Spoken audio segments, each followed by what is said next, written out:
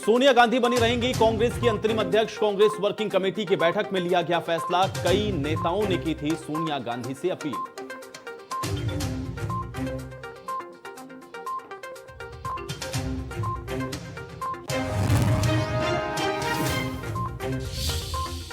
पशुधन घोटाले में सीएम योगी का बड़ा एक्शन। घोटाले में नाम सामने आने के बाद डीआईजी रूल्स और मैनुअल दिनेश दुबे और DIG PSC Arvind Sen suspend.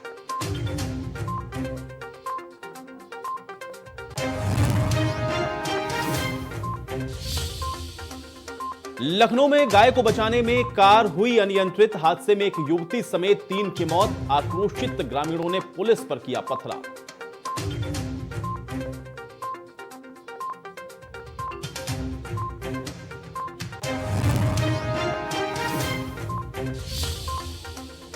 Varanasi में कोरोना संक्रमित युवक ने की आत्महत्या। अस्पताल की चौथी मंजिल से लगाई छलांग।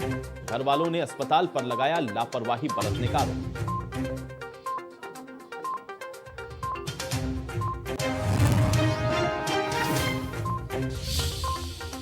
एनसीईआरटी की नकली किताबें छपवाने का मामला। मेरठ में कांग्रेसियों ने खोला मोर्चा। सीबीआई जांच की मांग। कमिश्नर कार्यालय पर दिया धरना।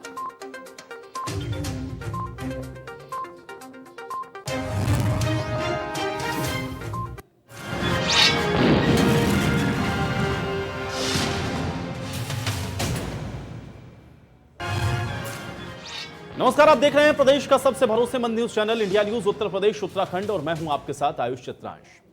इस्लामिक स्टेट के आतंकी मोहम्मद मुस्तकीम खान उर्फ अबू यूसुफ दिल्ली समेत देश में 20 से ज्यादा जगहों पर बम धमाके की साजिश को रच रहा था। दिल्ली पुलिस के स्पेशल सेल की तरफ से आतंकी से पूछताछ में यह अहम खुलासा हुआ है। अब ब्लास्ट के लिए उसने 20 जगहों पर रेकी भी बाकायदा की थी। इसके साथ ही 30 किलो से ज्यादा विस्फोटक और बम बनाने का सामान भी उसने जुटा लिया था। उससे पूछताछ में यह पता लगाने की लगातार कोशिश हो रही है कि आखिर उसको यह विस्फोटक मुहैया किसने करवाया था। आतंक का यह बारूद बलरामपुर तक कैसे पहुंचा और आतंकी अबू यूसुफ उर्फ मुस्तकीम के उतरौला थाना क्षेत्र के बढ़िया भैसाही गांव स्थित घर में सुसाइडल जैकेट और आईडी तक को बरामद किया गया है। अब यूसुफ के घर से विस्फोटक बांधने वाली बेल्ट भी मिली है और संदिग्ध आतंकी की पत्नी के मुताबिक अबू यूसुफ पिछले 2 साल से इस तरह की प्लानिंग कर रहा था। वो यूट्यूब पर तमाम धर्म गुरुओं और अन्य लोगों के साथ जुड़ा हुआ था। मुस्तकीम की पड़ोसियों की भी तो माने तो अप्रैल में उसके घर के पास एक ब्लास्ट भी हुआ था और अब माना यह जा रहा है कि इसके जरिए वो विस्फोटकों का ट्रायल भी कर रहा था। पिछले 10 वर्षों में दिल्ली और उत्तर प्रदेश से पकड़े गए किसी आतंकवादी से पहली बार इतनी भारी मात्रा में विस्फोटक को बरामद किया गया है। तो ऐसे में अब सवाल ये उठता है कि बलरामपुर आखिर आतंकी का तहखाना कैसे बन गया और यूपी के नौजवानों में ये जहर कौन घोल रहा है। क्या यूपी पर आईएसआईएस की बुरी नजर है? आज इन्हीं तमाम सवालों के साथ एक खास पैनल के साथ करेंगे हम आज की बड़ी बहस।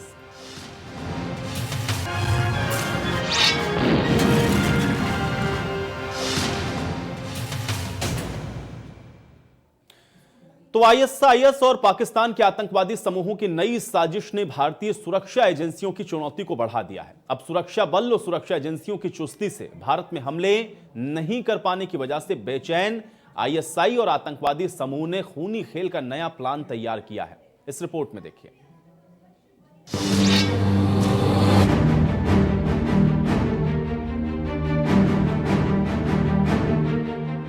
दिल्ली में पकड़ा गया इस्लामिक स्टेट का आतंकी अबू यूसुफ कहीं से भटका हुआ युवा नहीं था। वो हार्डकोर आतंकी है। पुलिस जब उसे उसके गृहनगर बलरामपुर लेकर पहुंची तो यहां होने वाले खुलासे कान खड़े कर देने वाले हैं। यूसुफ के घर से तबाही का पूरा सामान बरामद हुआ है। पुलिस को यूसुफ के घर से आईएस का झंडा, एम्पियर मीटर, भारी मात्रा में बारूद, स्टील बॉल समेत कई ऐसे सामान मिले हैं जिन्हें विस्फोटक बनाने में प्रयोग किया जाता है। आतंकी मोहम्मद यूसुफ को लेकर एटीएस की टीम बढ़िया गांव में पहुंच गई है। यहां भारी पुलिस बल तैनात कर दिए गए हैं और मीडिया के प्रवेश पे पूर्णतया रोक लगा दिया गया है। अब छानबीन चल रही है। मोहम्मद यूसुफ को लेके उस घर पर छानबीन चल रही है जिसको दोपहर में सील किया गया था। आत्मघाती हमले के लिए शरीर में विस्फोटक को बांधने वाली बेल्ट भी मिली है। इस बेल्ट को बांधकर आतंकी यूसुफ फियादिन हमला करना चाहता था। में ही अलग रहता था। यहाँ पुलिस ने कल डेरा डाला और गहन छानबीन की। तस्वीरों में आप साफ तौर पर देख सकते हैं कि किस तरीके से पुलिस ने इनके सामानों को खंगाला है और विस्फोटक सामान भी बरामद होने की बात कही जा रही है। आप तस्वीरों में देख सकते हैं कि अबू यूसुफ मकान में रहकर वो अलग कमरा बना रखा था। आईएसआईएस ऑपरेटिव की पत्नी ने बताया कि लगभग 2 साल से थोड़ा थोड़ा करके बारूद लाते थे और एक खाली बक्से में रखते थे। वो मेरे ऊपर सख्ती कर रहे थे कि किसी को बताना मत। मुझे अफसोस है कि मेरे 4 बच्चे हैं, मैं बच्चों को लेकर कहां जाऊंगी।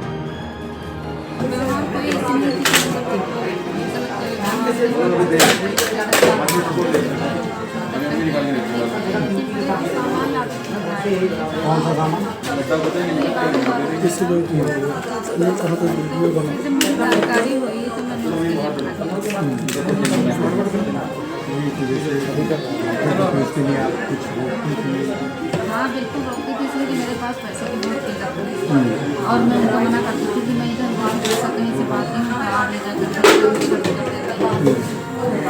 फोकट के काम में तो बच्चों का खर्चा कहाँ से चलेगा। आतंकी अबू यूसुफ खान के पिता को जब पता चला कि उनका बेटा दिल्ली में पकड़ा गया है तो उनका कहना था कि मेरा बेटा बहुत सीधा था। उन्होंने बताया कि कभी हमारे यहाँ उससे मिलने कोई नहीं आया। तो गया तो 2 साल वहाँ यूपी में काम किया, हैदराबाद। हाँ हैदराबाद में। उसके बाद वो वहीं चले आए। उसके बाद यहाँ चले आए। फिर यहाँ करीब 4-6 महीने थे। फिर ये शायद बम्बई गए, इतना नहीं ख्याल है हमको। बम्बई शायद गए तो बम्बई वहाँ के 1-1.5 साल बम्बई थे। फिर उसके बाद में जो है उनके एक पहचान वाले रहे, रिश्तेदार थे, वो ये वीजा उजा कहाँ काम करते थे। तो उनसे कहा गया तो कहीं ठीक है हम जो है दुबई का वीज़ा दे देंगे। तो ये क्या दुबई भी गए थे? हाँ दुबई वही पहले बोल। तो मैंने क्या 3-4-6 महीना तो रहे। 6 महीने के बाद चले आए। 6 महीने के बाद चले आए। 6 महीने के बाद में वापस आ गए? हाँ 6 महीने के बाद वापस आ गए। इसके बाद यहाँ क्या कर रहे थे? अब यहाँ वो यहाँ आए तो फिर चले गए वो जो है वहाँ रायपुर। हाँ रायपुर 6-7 महीना थे वहाँ जो है पीपी काम करते। लड़का वो था और ये थे, दोनों करते हैं। जो कतर में बच्चा हमारा है उसके साथ में ये लेके गए तो बाद में करने लगे। देश की राजधानी दिल्ली को दहलाने की साजिश रचने वाला आतंकी भले ही पुलिस के हत्थे चढ़ गया हो, लेकिन उसका पूरा नेटवर्क खंगालने के लिए दिल्ली एटीएस लगातार काम कर रही है। इस सिलसिले में आतंकी यूसुफ से लगातार मैराथन पूछताछ जारी है। बलरामपुर से सत्य प्रकाश की रिपोर्ट, इंडिया न्यूज।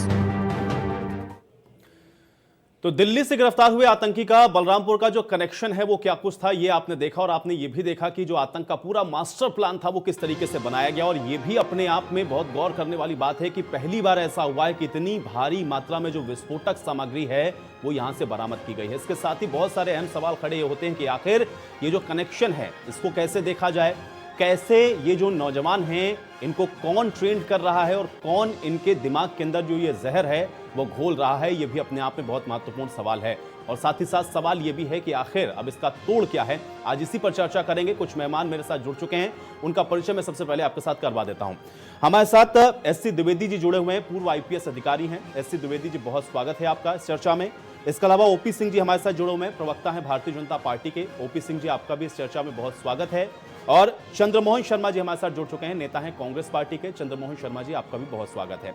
सबसे पहले इस चर्चा की शुरुआत करते हैं। ओपी सिंह जी, आपके ही पास में आता हूं इस चर्चा की शुरुआत में। कैसे देखते हैं इस पूरे घटनाक्रम को, और साथ ही साथ जो सबसे अहम सवाल है वो ये कि आखिर इन युवाओं के मन में ये जहर कौन घोल रहा है?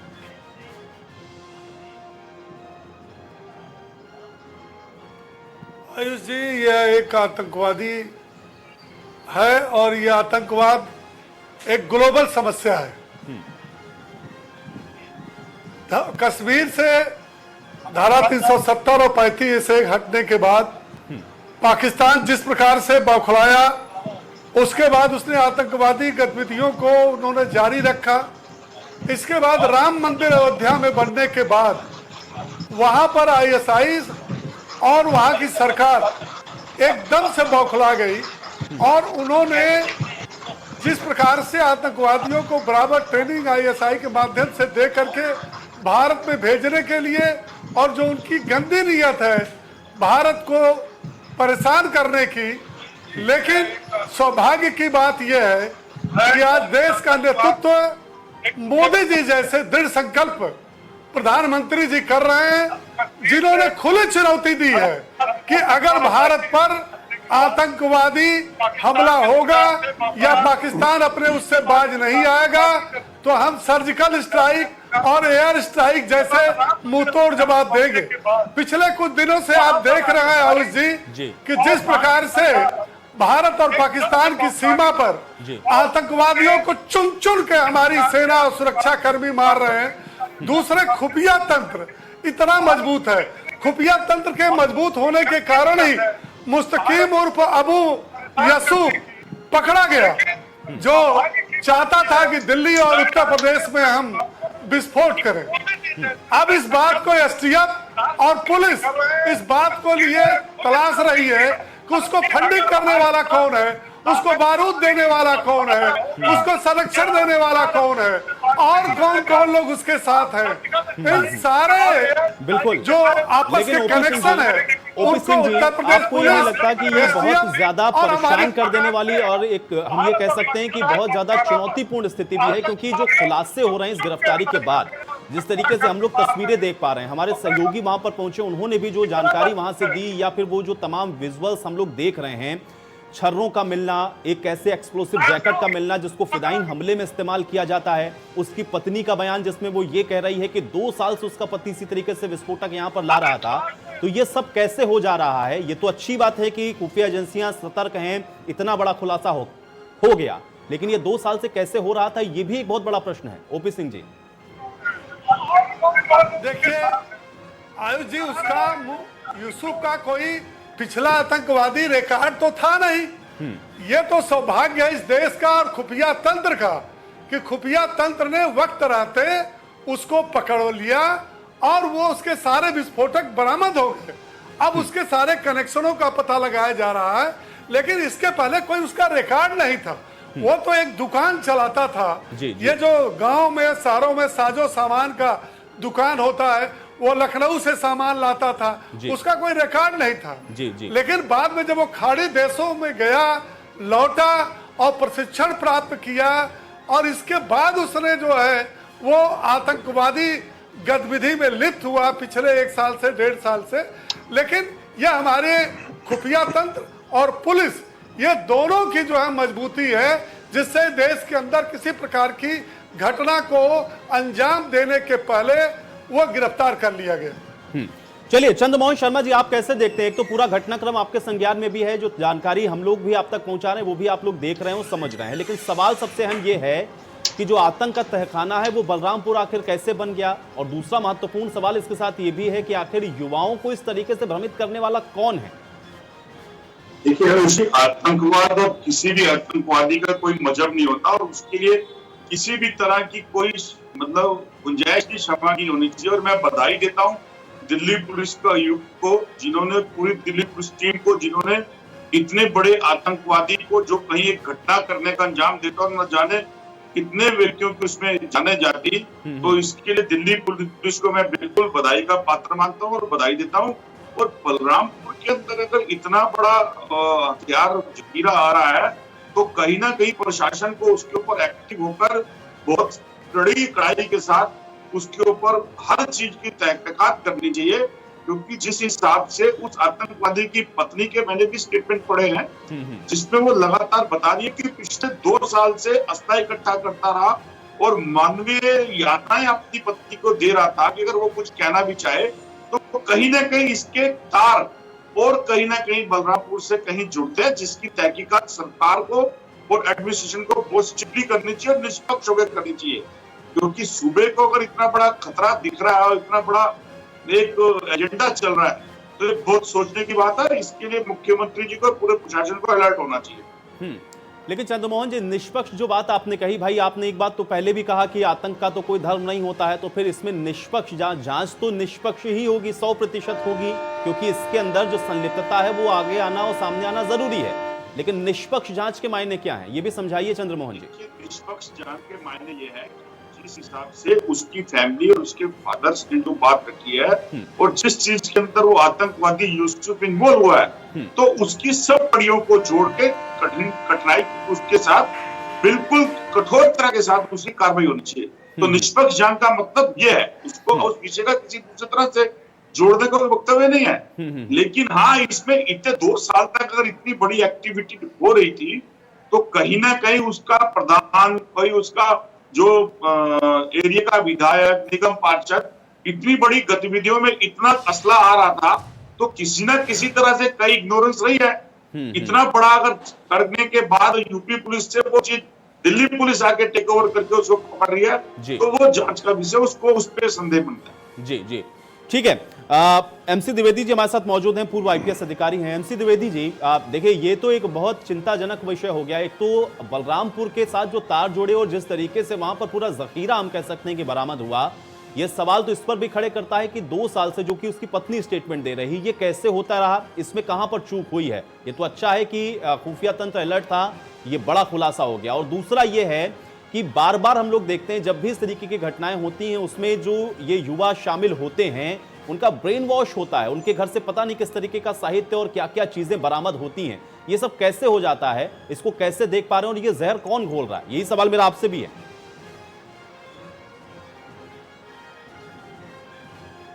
देखिए, पहली बात तो मैं ये कहना चाहूँगा कि ये सच है कि आतंकवाद का धर्म नहीं होता, लेकिन ये भी सच है कि धार्मिक आतंकवाद होता है।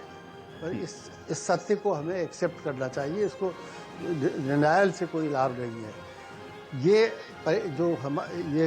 जो केस है, ये धार्मिक आतंकवाद का एक उदाहरण है। और ये जब दुबई और बाहर गया है तो वहाँ की जो मिडिल ईस्ट में जो देश हैं उनमें कई इस्लामिक स्टेट या ISIS या ये इस्लामिक स्टेट ऑफ खुरासान या अलकायदा, इन लोगों के जो लीडर्स हैं वो अक्सर कहते सुने गए हैं वीडियो पर, टीवी पर, कि भारत में हमें खलीफा का राज्य स्थापित करना है, इसको हमें दारुल इस्लाम बनाना है, ये अक्सर कहते सुने गए हैं।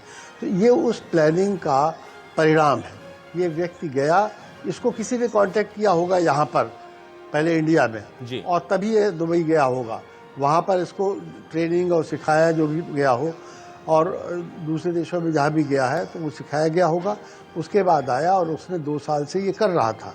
अब ये अवश्य है कि स्थानीय थाने को इसकी भनक लगनी चाहिए थी। 2 साल भर हो गया तो स्थानीय थाने को ज़्यादा सतर्क रहना चाहिए था और कुछ अब तक कहीं से कहीं सूचना प्राप्त करनी चाहिए थी।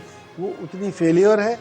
इंटेलिजेंस की बहुत बधाई की बात है कि फिर भी समय से इसको पकड़ लिया गया। ये भी हम जानते हैं कि इंडो नेपाल बॉर्डर पर बहुत सी संस्थाएं ऐसी हैं जो धार्मिक आतंकवाद सब नहीं कर रही, लेकिन उनमें से कुछ जगह पर धार्मिक आतंकवाद होता है। नेपाल से ISI के माध्यम से नेपाल से लोग आते हैं, वो यहाँ पर धार्मिक आतंकवाद फैलाने की कोशिश करते हैं। तो इस सत्य को हम स्वीकार करें, ये सच है। हमें अधिक सतर्क रहना पड़ेगा और पर्टिकुलरली इंडो नेपाल बॉर्डर पर विशेष सतर्कता बदलनी पड़ेगी। वहाँ के जो थाने हैं उन्हें ऐसे तत्वों पर, क्योंकि ये अकेला नहीं होगा, ऐसे और भी होंगे, देश में होंगे और इंडो नेपाल बॉर्डर पर भी और मिलेंगे। अगर ज़्यादा सतर्कता बरती जाए और इंटेलिजेंस बेटर की जाए तो उनके विषय में ज़्यादा सूचना प्राप्त हो सकती है। ठीक है जी। इस बीच मोहम्मद इरफान जी भी हमारे साथ जुड़ चुके हैं, मुस्लिम स्कॉलर हैं। मोहम्मद इरफान जी, आपका बहुत स्वागत है इस चर्चा में। मोहम्मद इरफान जी, मैं आपसे ये जानना चाहूंगा, क्योंकि आप तो मुस्लिम स्कॉलर हैं, सारी चीज़ों को बहुत बढ़िया से आप, मुझे लगता है कि आप समझा सकते हैं। धर्म के नाम पर कैसे ब्रेन वॉश किसी का किया जा सकता है कि वो फिदाई हमले तक के लिए तैयार हो जाए, और अब जो ये जखीरा बरामद हो रहा है, जिस तरीके से अब खुलासे हो रहे हैं, इसके मायने क्या समझे जाएं और ये युवाओं के अंदर जहर घोल कौन रहा है? जी देखिए, ये जो आतंकवाद है ये बहुत ही तशवीश की चीज है। तो हमारे उत्तर प्रदेश में अभी जो बलरामपुर की घटना है, ये घटना ऐसी है जिसके बारे में बहुत कुछ सोचना पड़ेगा और आइंदा ऐसी घटनाएं न दोहराई जाएं, इसके लिए पुलिस और प्रशासन को सतर्क रहना होगा।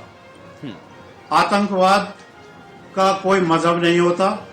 ये किसी भी तरीके से इन लोगों नए नए लड़कों को बहकाया जाता है और उन्हें लालच दिया जाता है कि तुम्हें नौकरी दिलाई जाएगी या तुम्हें पैसा दिलाया जाएगा। इस तरह से उन नए नए लड़कों को उनके ब्रेन इस तरह से वो किया जाता है। तो जब ये खास तौर से मुसलमानों के ऊपर बात आती है तो इस्लाम धर्म में इसके कोई जगह नहीं है। दहशतगर्दी की, आतंकवाद की इस्लाम धर्म में कोई जगह नहीं है। ऐसे लोग मोहम्मद इरफान जी, यही मैं आपसे समझना चाह रहा हूं। देखिए, आप तो मुस्लिम स्कॉलर हैं, इस्लाम को बदनाम करते हैं, आपको बेहतर पता है कि इस्लाम क्या कहता है और क्या नहीं कहता है। लेकिन धर्म के ही नाम पर या फिर एक मजहब के ही नाम पर किसी को ऐसा ब्रेन वॉश कर दिया जाए कि वो अपनी जान तक देने पर आमादा हो जाए, लोगों की जान लेने पर आमादा हो जाए, तो दरअसल ये जो कुव्वत हैं, ये जो शक्तियां हैं, ये जो बैठी हुई हैं जो कि ब्रेन वॉश कर देती हैं, ये इतने आसानी से कैसे हो जाता है, ये मैं आपसे समझना चाहूंगा। और आप लोगों का इसमें क्या योगदान है? कैसे आप लोग जागरूक कर सकते हैं या बता सकते हैं कि इस्लाम सही मायने में कहता क्या है?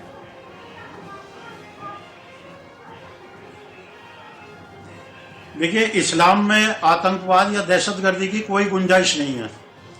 अब जो ये आते हैं, जो इस तरह के केस सामने आते हैं और ख़ास तौर से मुस्लिम युवाओं को अक्सर जहाँ तहाँ पर ये इंक्वायरी होती हैं और पकड़े जाते हैं, तो कोई ना कोई ऐसी संस्थाएं हैं जो इन लोगों के ब्रेन वॉश करती हैं और इन्हें बहुत बड़ा बड़ा लालच देती हैं, इन्हें पैसा देती हैं। और इन्हें एक चीज़ ये भी है कि इस्लाम में एक ये है कि मरने के बाद इन्हें ये दिया जाता है कि आप लोग जन्नत में जाएंगे, स्वर्ग में जाएंगे। तो इसलिए इन्हें जो इनकी समझ में आ जाता है, पैसा भी दिया जाता है। और दूसरी बात, ये लोग सोचते हैं कि हम मरने के बाद जो है हम अच्छी जगह पहुंच जाएंगे, ये बहकाया जाता है।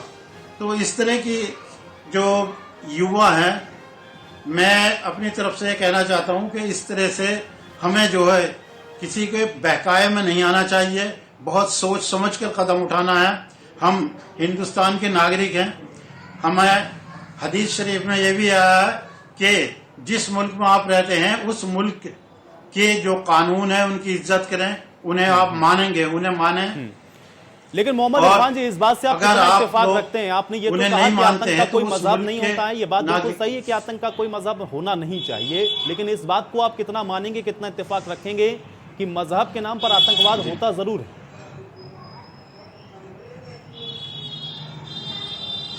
जी, ये बात आपकी ठीक है, क्योंकि जब ज्यादा इसमें मुस्लिम युवा ही पकड़े जाते हैं ऐसे केसेस में, तो इसलिए जब ज्यादा मुस्लिम युवा पकड़े जा रहे हैं तो वो एक तरीके से उसे इस्लाम से जोड़ दिया जाता है। लेकिन इस्लाम की जहां तक तालीम की बात है, इस्लाम की तालीम में कहीं भी दहशतगर्दी की कोई गुंजाइश नहीं है। और इन लोगों को इस्लाम के कानून की जानकारी नहीं है। ये लोग पैसे के लालच में आ जाते हैं और पैसे के लालच में आकर अपने देश के बारे में भी नहीं सोचते, या जिस जमीन पर उन्होंने जन्म लिया है उस जमीन के बारे में भी नहीं सोचते। जबकि हमारे लिए हिजरत की गई थी तो उसमें जो हमारे नबी हैं उन्होंने बार बार अपने जहाँ से हिजरत करनी थी बहुत दरो दीवार को देखा और बहुत अफसोस किया कि मुझे मजबूरी में यहाँ से हिजरत करनी पड़ रही है। तो हमारे लिए बहुत ज़रूरी है कि हम इन मुस्लिम युवाओं को समझाएं और पुलिस प्रशासन के लिए भी ये बहुत ज़रूरी है कि वो बहुत बारीकी से निगरानी करे, तो इस तरह के केस आइंदा जो सामने नहीं आएंगे। ठीक है, चलिए इरफान जी, मैं आपके पास वापस आऊंगा, लेकिन ओपी सिंह जी को भी चर्चा में एक बार शामिल करते हैं। ओपी सिंह जी, देखिए, बार बार ये कहा जाता है कि आतंक का कोई मजहब नहीं होता है, लेकिन मजहब के नाम पर आतंक खूब होता है। ये तो सच्चाई है, इस बात को तो एमसी द्विवेदी जी भी बता रहे थे। लेकिन इसको तोड़ेंगे कैसे और इससे निपटने का क्या प्लान है आपके पास? क्योंकि अगर इस तरीके से और इतना आसान हो कि किसी का ब्रेन वॉश कर दिया जाए और उसको फिदाइन हमले तक के लिए तैयार कर दिया जाए, और अब तो आईएसआईएस की भी जो पैठ है वो नजर आ रही है, साफ तौर से कनेक्शन उसका जुड़ता हुआ नजर आ रहा हो, तो इससे कैसे निपटेंगे? ये भी एक बड़ा महत्वपूर्ण सवाल है। ओपी जी, दो बातें हैं आयुष जी। पहली चीज तो मैं ये इरफान साहब के विचारों का मैं बहुत स्वागत करता हूँ। उन्होंने जिस प्रकार से एक भारत के नागरिक के हैसियत से उन्होंने अपने विचार रखे, बड़े ही मैं उसके लिए उनको बधाई देता हूँ। देखिए, इसका सीधा सीधा 3 मामला है।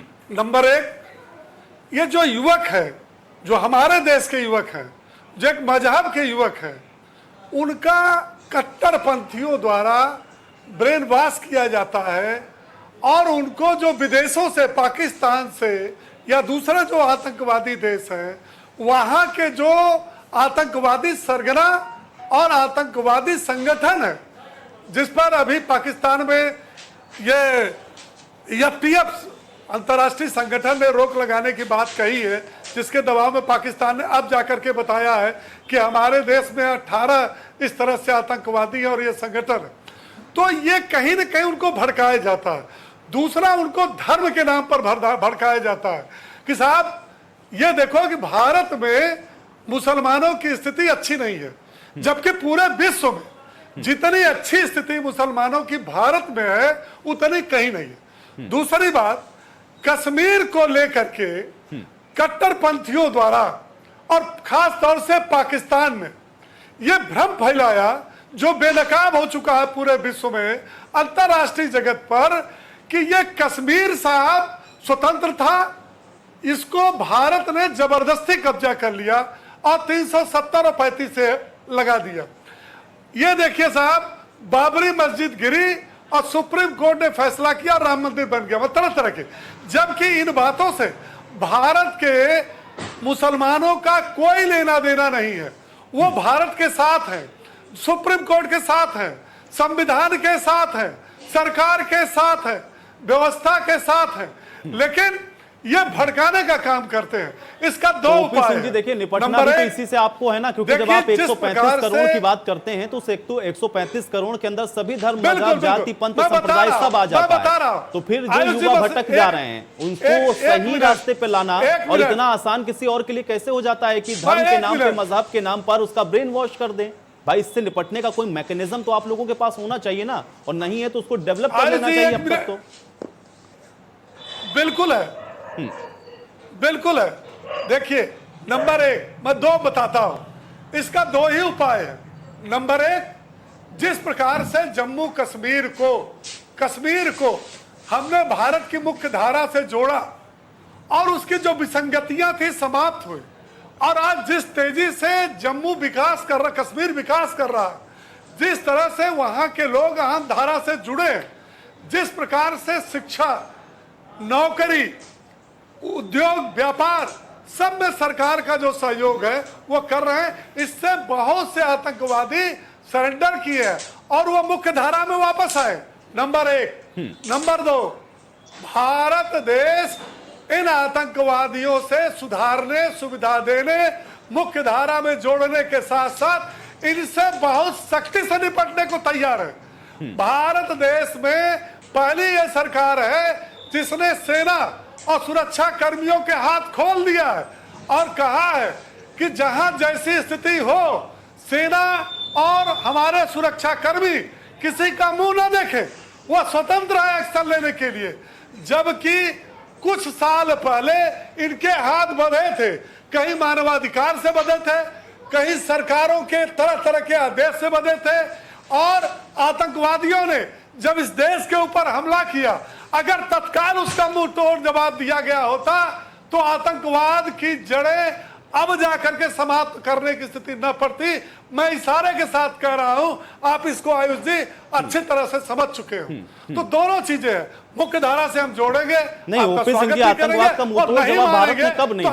आतंकवाद का मुंह तोड़ जवाब भारत ने कब नहीं दिया? थोड़ा इसको स्पष्ट करिए भाई। आतंक के खिलाफ तो हिंदुस्तान बराबर लड़ाई लड़ता हुआ चला आ रहा है। मैंने आतंकवाद के खिलाफ कौन सी ऐसी पार्टी जो कह देगी कि भाई मैं नहीं चाहता, या राजनीतिक इच्छा शक्ति उसकी नहीं है कि ये इससे हम ना लड़ें? लेकिन कहां सुनिए पर सुनिए कमजोर हो गए, थोड़ा उसको बताइए ना खुलकर। आयुष जी आपकी सुनिए सुनिए सुनिए सुनिए आयुष जी, मैं आपकी बात से सहमत हूं कि यह भारत देश, जो भी प्रधानमंत्री, जो भी सरकारें रही, वो आतंकवाद से लड़ती रही। लेकिन जो पाकिस्तान आतंकवाद को पैदा करता है, या जो कट्टर मुस्लिम देश टर्की और मलेशिया और ये पाकिस्तान, जिस प्रकार से इनको हमने मुंह तोड़ जवाब दिया है, क्या हमारे देश की सेना इसके पहले पुलवामा और इस तरह की घटना होने पर सर्जिकल स्ट्राइक, एयर स्ट्राइक की थी? इतना तगड़ा मुंह तोड़ जवाब दिया था? क्या इनकी कमर को तोड़ा? क्या कूटनीतिक चाल से पूरे विश्व स्तर पर पाकिस्तान को नंगा किया? क्या पाकिस्तान को अलग थलग किया? क्या पाकिस्तान की आर्थिक मदद अमेरिका जैसे राष्ट्रों से ओपी सिंह जी, ये तो भाई सीमा की बात हो गई, लेकिन हम लोग चर्चा ये कर रहे हैं कि अपने ही देश के अंदर, ओपी जी, अपने ही देश के अंदर वो युवा जिसका 135 करोड़ का जिक्र अभी मैंने पहले किया, अगर उसका ब्रेन वॉश होने लग जाए तो बहुत चिंता की स्थिति है, और इसको निपटने का मैकेनिज्म बहुत स्ट्रांग होना चाहिए। चंद्रमोहन जी के पास में आऊंगा। चंद्रमोहन जी, जो बात कह रहे हैं ओपी सिंह जी, जो मैकेनिज्म वो बता रहे हैं, या जो इस तरीके से उन्होंने निपटा है, क्या आपको लग रहा है सही दिशा में और सही डायरेक्शन है, या आपके हिसाब से आप कुछ और इसमें ऐड करना चाहते हैं? आयुष जी, ओपी सिंह जी जो बात कर रहे थे, वो बात करते करते विषय को फिर कहीं ना कहीं राजनीतिक मंच की तरफ खींच के ले गए। आज जो सरकारें हैं देश के अंदर, वो सेंटर से लेके स्टेट तक की भाजपा की है, और जिस विषय को वो कहना चाह रहे थे, मैं उनको बिल याद दिलाता हूँ कि आपके टाइम पे आतंकवाद बढ़ा है, कम नहीं हुआ है। और अगर देश के सूबे के अंदर देश का युवा भटक रहा है, तो उसकी जिम्मेवारी शासित सरकार की है, सूबे के मुख्यमंत्री की है। तो उसका वक्तव्य आपको देना है, क्योंकि देश के अंदर बेरोजगारी बढ़ रही है। बेरोजगारी से भटकता हुआ अगर कोई युवा किसी मजहब और धर्म के सहारे पे जा रहा है, तो उसके लिए आपको जवाब देना है कि उसको सही दिशा पे लेके आए, सही विषय पे लेके आए। जैसे हमारे बीच में पैनलिस्ट बैठे हैं इनाम जी, उन्होंने बहुत बढ़िया बात करी, क्योंकि देश के अंदर मजहब और नाम से कोई मुसलमान, कोई हिंदू या कोई भी धर्म का व्यक्ति सब गलत नहीं होता। उसमें कुछ चंद लोग गलत हो सकते हैं, लेकिन उन चंद लोगों के इशारे से अगर आप राजनीति करने की कोशिश करोगे, तो फिर इस तरह के विषय उठते रहेंगे। कहीं ना कहीं जिम्मेवारी आपकी बनती है कि सूबे का अगर बेरोजगार युवा भटक रहा है, तो आपको उसको सही लाने के लिए बहुत सारे ऐसे सिस्टम है जिसको आप रोक सकते हैं। अब हमारे पैनलिस्ट बैठे हुए जी, आप इनका भी संपर्क कर सकते हैं, ऐसे बहुत सी संस्था है। लेकिन जब आप उन विषयों को छोड़कर अपनी कथनी और करनी के अंदर अपनी छाती को ही ठोकते रहोगे और अपनी प्रशंसाओं के बोल बुलवाने लग जाओगे शासन और प्रशासन से, तो फिर इस तरह की बड़ी बड़ी गलतियां सूबे के अंदर अक्सर होगी। क्योंकि इतना बड़ा 2 साल से अंदर हंगामा होता रहा, इतना असला इकट्ठा होता रहा, इतनी बड़ी एक्टिविटीज होती रही, उसके बाद भी आप उस बात को अपने ऊपर लेना नहीं चाह रहे और घुमा के राजनीति करने की कोशिश कर रहे हैं। जब मजहब और आतंकवाद का कोई दीन और धर्म नहीं होता, तो इस पैनलिस्ट के अंदर बहुत अच्छी डिबेट हो रही है, ऑलरेडी सार्थक साबित भी हुई है। जो वो लोग जो लेकिन चंद्रमोहन शर्मा जी, इसी डिबेट के अंदर और इसी डिबेट के अंदर पैनलिस्ट ने ये भी बात कही है। चंद्रमोहन जी, देखिए ठीक है, आपकी बात सही है, मजहब का कोई धर्म नहीं होता है, होना नहीं चाहिए, लेकिन उतना ही कटु सत्य ये भी है कि मजहब के नाम पर ही ये सब कुछ होता है। इससे कैसे इनकार करेंगे? देखिए, उसको भाई बिल्कुल खुल के रोकना पड़ेगा, उसके लिए बाहर आना पड़ेगा। बाहर आने के लिए सच्चाई से बात करनी पड़ेगी, जैसे इमाम भाई ने करी इसके अंदर। और अगर उन्होंने करी तो उस बात को तारीफ देके और उस तरह की बातों को आगे ले जाना पड़ेगा। आप किसी एक व्यक्ति के कारण सारी उंगलियां उस तरफ नहीं कर सकते, क्योंकि उसमें एक उंगली हमारी तरफ भी आती है। जब निष्पक्ष होके किसी देश के तंत्र के अंदर, जब उसका मुखिया और उसका प्रशासन, जब मैंने क्या बात बोली, देखिए अब इस पे निष्पक्ष का मतलब यह है कि अगर हम इस पे राजनीति करने लग जाएंगे और छाती ठोकने लग जाएंगे तो बात गलत हो जाएगी। हम पिछली सरकारों के अतीत को ना जाके वर्तमान को सुधारने की कोशिश करेंगे, और अतीत की गलतियों को दोबारा वो गलतियां ना हो तो वर्तमान अच्छा होगा। लेकिन आप वर्तमान को अच्छा दे नहीं रहे। आप देश के अंदर महंगाई निरंतर बढ़ाए जा रहे हैं, आप आर्थिक मंदी लाए जा रहे हैं, देश का बेरोजगार, एक बेरोजगार के ऊपर 1000 व्यक्ति चला गया। तो उसके भटकने का कारण शासन और प्रशासन को बैठ के निकालना पड़ेगा। उसमें हर सरकारों को और हर पार्टियों को योगदान देना पड़ेगा। ये होना चाहिए, क्योंकि विषय इतना गंभीर है। अगर देश का युवा भटकेगा, फिर हमें किसी मजहब के लिए नहीं जाना पड़ेगा। रही बात पुलवामा की, तो पुलवामा की अगर आप जांच की बात करते हैं, वो तो अभी किसी अधूरे पैटर्न पे है ही नहीं। उसका विषय तो पुलिस साहब आपने कभी जवाब दिया ही नहीं, ना आप दोगे, क्योंकि वो ट्रैक से बाहर है। आप सुशांत सिंह की जांच का तो आवाज उठा सकते हो, आप पॉलघर की जांच की आवाज उठा सकते हो, लेकिन जो शहीद चले जाते हैं देश से, जो शहादत दे देते हैं और किसी एक घटना में चले जाते हैं, उस पर आप बात नहीं करना चाहते। ये निष्पक्षता आपको देनी पड़ेगी देश को। चलिए चंद्रमोहन जी, देखिए आपकी बात पर जवाब देना चाह रहे हैं ओपी जी से, मैं इसका जवाब ले लेता हूं। ओपी जी क्या कह रहे हैं? मेरा आयुष जी ये कहना है कि हमारे कांग्रेस के साथी पहली बार तो आतंकवाद के बारे में बहुत सही बोले, लेकिन दूसरी बार वो भटक के चले गए, फिर अपनी जैसे की पार्टी की राजनीति होती है। मैं कांग्रेस को साथी को याद दिलाना चाहता हूं कि जिस कश्मीर के मसले को लेकर के पाकिस्तान के अंदर खड़बड़ाहट मची हुई है, आतंकवादियों के अंदर खड़बड़ाहट मची है, उस पाकिस्तान ने जब संयुक्त राष्ट्र संघ में इस बात का दावा किया कि कश्मीरियों का उत्पीड़न हो रहा है, तो किसके हवाले से आयुष जी दिया था? उन्होंने कांग्रेस के हवाले से दिया था कि कांग्रेस के नेता राहुल गांधी ने कहा है कि 370 और 35 से लगाने के बाद कश्मीरियों के साथ केंद्र सरकार उनके साथ बर्बरता कर। ये मैं नहीं कह रहा, ये आपको पता होगा कि ये बात पाकिस्तान ने कहा। पाकिस्तान को बहुत सा ऐसा सपोर्ट मिला जो कांग्रेस की देन थी।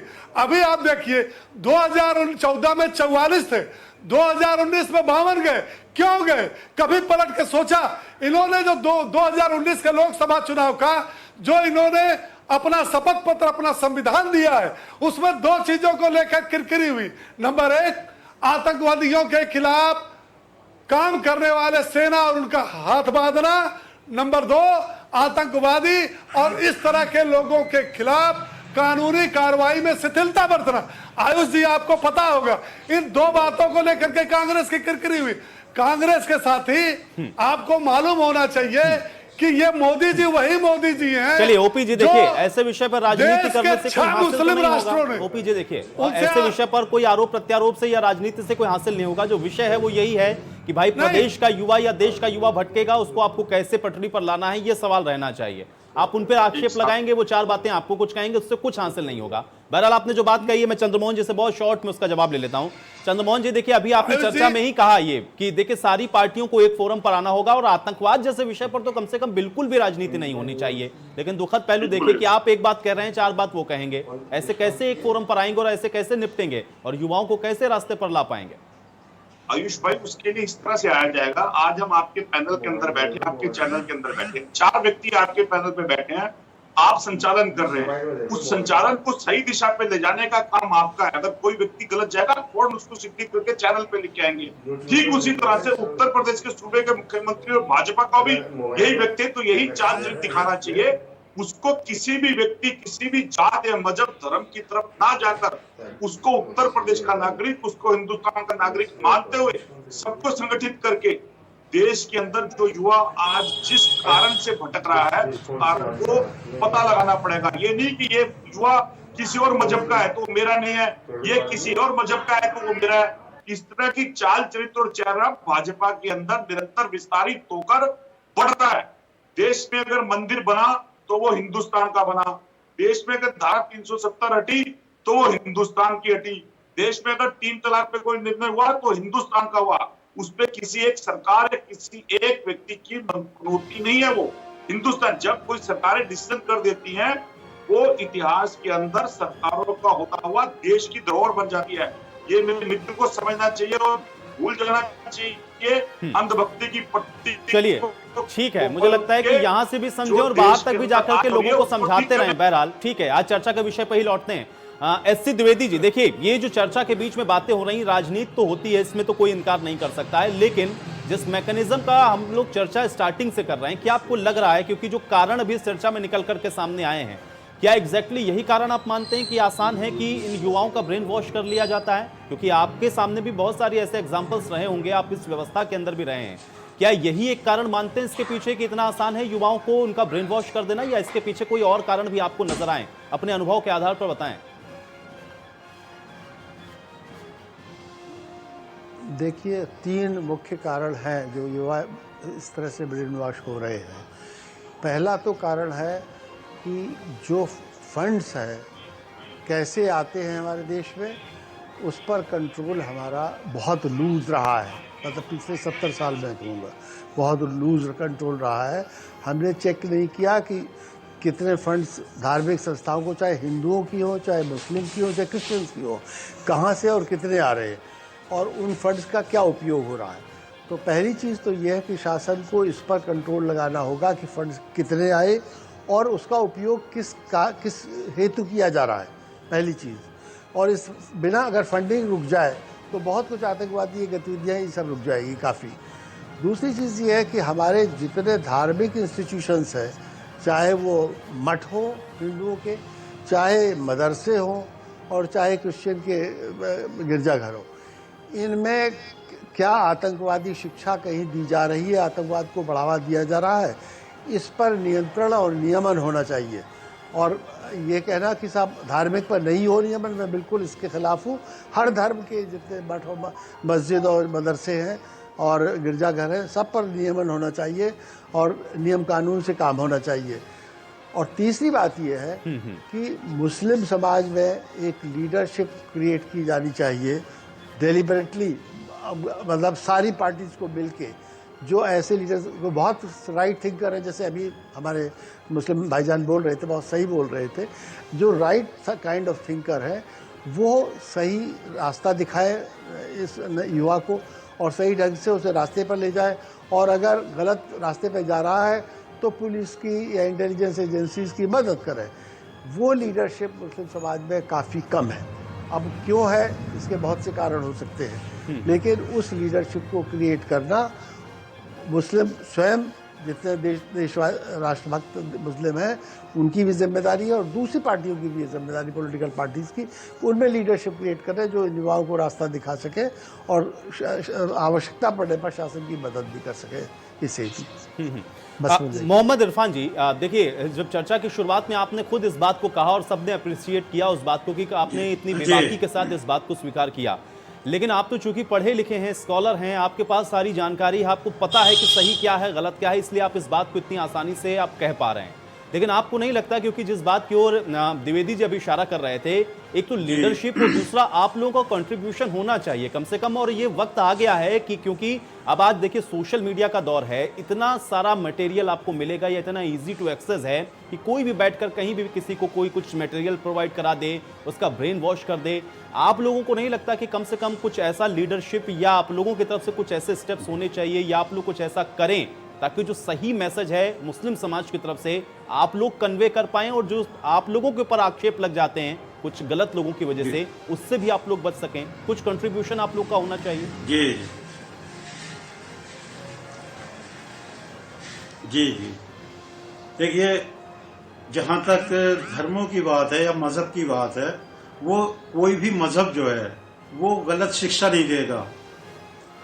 और जहाँ मुस्लिम मदरसे या जो और तालीमी इदारे हैं वो बिल्कुल साफ सुथरी जो अपने मजहब की तालीम है वही दी जाए। अगर कहीं ऐसा कुछ होता है तो वो बहुत गलत है।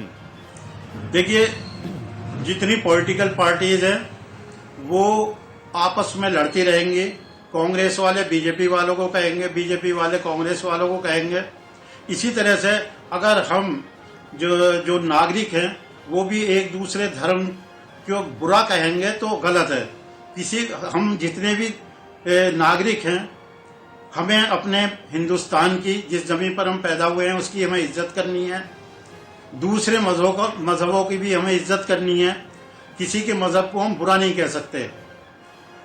और जहां तक रही बात आतंकवाद की, तो मैं एक मशवरा देना चाहता हूं कि इसमें सबसे बड़ी चीज उस नौजवान के घर वालों की भी है, क्योंकि वो उसे देखें कि ये किस गलत रास्ते पे जा रहा, और उसे घर वाले बारीकी से देख सकते हैं उसे बहुत, कहाँ जा रहा है, कहाँ बैठता है, कहाँ उठता है, किस टाइम आता है, गलत लोगों में तो नहीं बैठता।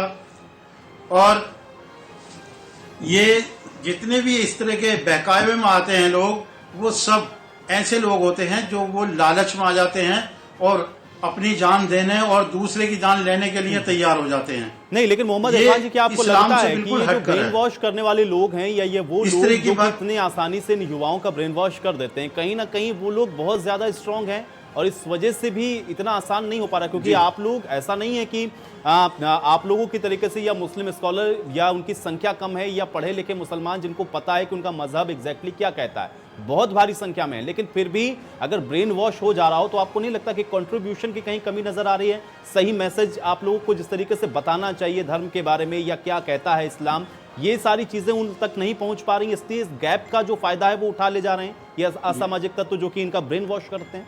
इरफान जी, देखिए ये जो असामाजिक तत्व हैं जो ब्रेन वॉश करते हैं वो बहुत ही गलत लोग हैं। उन पर जो हमारी खुफिया एजेंसियों को भी और पुलिस को भी, प्रशासन को भी उन पर बहुत ज्यादा सतर्क रहने की जरूरत है उन लोगों से, और उन पर बहुत ज्यादा ध्यान देने की जरूरत है। तो और युवा जो हैं वो सबसे पहली चीज ये है कि वो अपने घर वाले, उसके घर वाले जरूर देखें कि सबसे पहली चीज यही है कि घर वाले ही देखें। जैसे अभी बलरामपुर का केस है, उसकी वाइफ ने ये बतलाया कि वो पिछले 2 साल से विस्फोटक सामग्री इकट्ठे कर रहा था, तो कहीं ना कहीं उसके घर वालों को इस बात का आइडिया तो होगा जरूर। और जब इस तरह का आइडिया है तो पुलिस प्रशासन को या उनकी सूचना देनी चाहिए उनके बारे में। अगर हम घर वाले या नागरिक जितने भी हैं हम सब अपने बच्चों पर ध्यान दें तो ये ब्रेन वॉश होने से रोका जा सकता है। और इसमें कहीं ना कहीं जो पैसा जो है वो उसकी बहुत बड़ी दखल है, क्योंकि वो इस तरह से मोटा पैसा खर्च करते हैं और लोगों को बहकाते हैं। और आखिर असल चीज ये भी है कि वो ये भी कहते हैं कि भाई तुम मरने के बाद स्वर्ग में चले जाओगे, अपने धर्म के लिए लड़ रहे हो, जबकि धर्म के लिए धर्म की लड़ाई नहीं है ये धर्म की लड़ाई तो है ही नहीं। कोई भी धर्म जो है अच्छी बात ही बतलाएगा और गलत बात या कोई भी लेकिन चीज इरफान जी, गलत देखिए बात शिक्षा नहीं घूम फिर देगा करके कोई भी फिर धर्म। वहीं आके खड़ी हो जाती है ना। देखिए क्या, क्योंकि इस चर्चा के अंदर एक बात जो निकली, आपको लगता है इरफान जी की एक लीडरशिप की कहीं ना कहीं कमी है? क्योंकि ये मैसेज कन्वे करेगा कौन? आज तो इरफान जी आपने यहाँ पे चर्चा में बैठ के इस बात को कहा, जो लोग आपको देख रहे हैं हो सकता है कि उनके दिमाग में इस बात का जो असर है वो हुआ हो, लेकिन एक बहुत बड़ी संख्या में ऐसे लोग भी हैं जो कि इनको इन सारी चीजों से कोई लेना देना नहीं। तो क्या एक लीडरशिप हो सकती है या उसका एक अभाव आप देखते हैं कि जिसकी वजह से भी जो एक प्रॉपर मैसेज या एक कम्युनिकेशन होना चाहिए, अगर कोई गलत रास्ते पे जा रहा है, कहीं से कोई इंफॉर्मेशन है तो उसको सही रास्ता बताना और ये बताना कि सही क्या है गलत क्या है, एक लीडरशिप का अभाव देखते हैं? क्योंकि इस चर्चा के अंदर ही ये बात उठी है।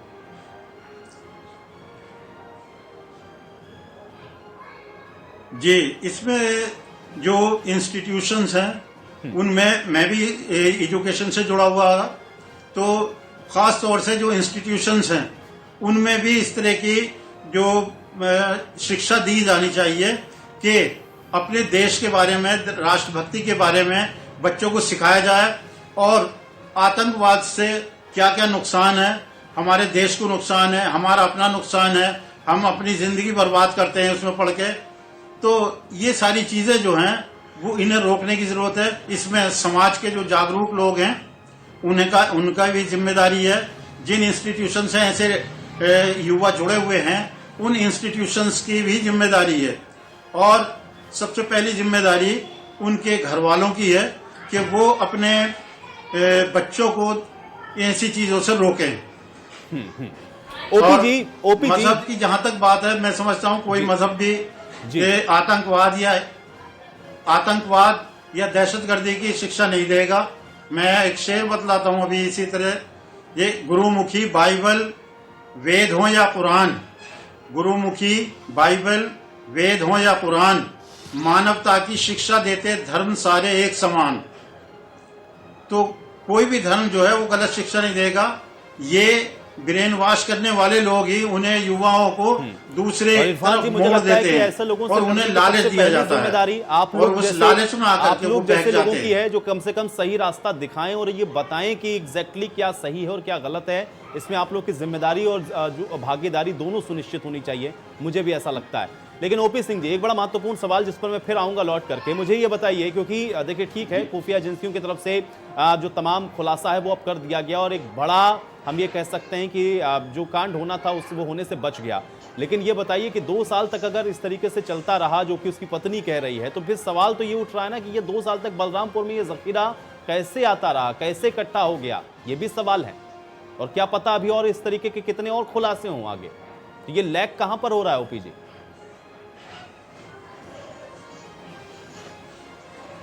देखिए ऐसा है जी, पहली बार ही मैंने कहा था कि ये मुस्तकीम उर्फ यूसुफ का इसके पहले कोई रिकॉर्ड नहीं था, नंबर 1। नंबर 2, ये एक जगह नहीं रहता था, बलरामपुर में ही नहीं रहता था। ये बलरामपुर में कुछ दिन रहा, फिर दिल्ली में रहा, फिर लखनऊ में अपने रिश्तेदारों के यहाँ रहा, फिर 5 देशों की यात्रा किया। तो कोई ऐसा नहीं था कि बहुत दिन से वो कर रहा था। हाँ, लेकिन उसने बताया है कि यूट्यूब और दूसरे माध्यमों से इस प्रकार के खतरनाक बम बनाने का वो सीखता रहा, और बाद में जाकर के विदेशों में, खाड़ी देशों में वहां सीखा और यहाँ सीखा। लेकिन इसके पहले कोई उसका रिकॉर्ड नहीं था। जब वह दिल्ली में पकड़ा गया तब जाकर के मालूम हुआ कि वह पटाखा बनाने के नाम पर वो कुछ बारूदें ले आता था। उन बारूदों को जगह जगह से ला करके वो इकट्ठा करता था। इसी का पता चलने के बाद वो हुआ। दूसरी बात यह है कि जो हमारे इरफान साहब कह रहे थे, भारतीय जनता पार्टी की केंद्र सरकार, उसके 60 मंत्रालयों से 90 योजनाएं जो है भारत सरकार की चल रही है। ये पहली सरकार है जो हिंदू, मुस्लिम, सिख, ईसाई पूरे देश में बिना किसी भेदभाव का वो सारी योजनाओं का सारा लाभ मिल रहा है। और मैं इरफान साहब को बताना चाहूंगा कि केंद्र सरकार की जो योजनाएं हैं उसका 20% लाभ अकेले हमारे मुस्लिम भाइयों को मिल रहा है, चाहे वो किसी तरह की योजनाएं हो। हम तो उनको जोड़ने का काम कर रहे हैं, हम उनको जो है विकसित करने का काम कर रहे हैं, उनका विकास करने का काम। चलिए ओपी जी, क्यों? मैं भी यही उम्मीद करूंगा कि आप जोड़ने का काम करिए, और जो लोग तोड़ने का काम कर रहे हैं, लेकिन उनको भी आइडेंटिफाई करके और उनको भी सही रास्ता दिखाना, और खासतौर से वो युवा जिसका जिक्र प्रधानमंत्री अपनी हर रैली में करते हैं, कम से कम उन युवाओं का ब्रेन वॉश कोई ना कर सके, ऐसा माहौल और ऐसा जो मैकेनिज्म है उसको भी सही तरीके से बनाना, ये भी आपकी जिम्मेदारी। और ऐसा हो जाए तो मुझे लगता है कि जो घटनाएं हैं वो काफी कम हो जाएंगे। फिलहाल मेरे पास समय नहीं है। आप सभी का बहुत शुक्रिया, आप लोगों ने समय निकाला इस चर्चा का हिस्सा बने। हालांकि अब उत्तर प्रदेश के अंदर जिस तरीके से इसका कनेक्शन सामने निकला और जो खुलासे हो रहे हैं, अब देखना यह है कि आगे इसमें और क्या कुछ निकल कर सामने आता है। और सबसे महत्वपूर्ण सवाल ये कि जो ब्रेन वॉश किया जाता है कि उसको कैसे रोकेगी सरकार, ये भी अपने आप में एक गंभीर सवाल है। आज बड़ी बहस में मेरे साथ